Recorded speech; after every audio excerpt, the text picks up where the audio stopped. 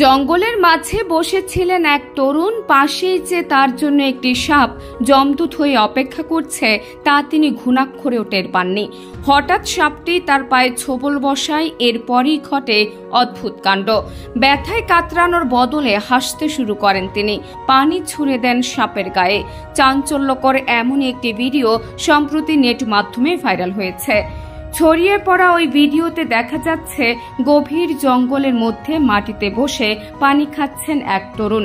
পানি খাওয়া হয়ে গেলে বোতলটি মাটিতে নামিয়ে রাখেন তিনি। আর তখনই ঘটে বিপদ। তরুণের পাশে ঘাপটি মেরে বসেছিল একটি সাপ।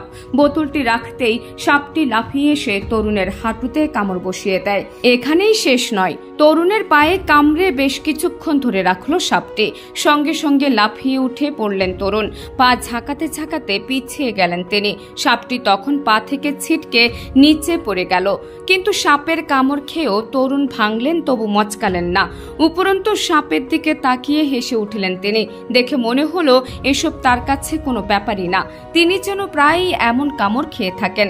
এরপর বোতল থেকে মুখে পানি নিয়ে সাপের গায়ে ছুঁড়েও মারেন তিনি। সামাজিক মাধ্যমে ভিডিওটি মিশ্র প্রতিক্রিয়া তৈরি করেছে।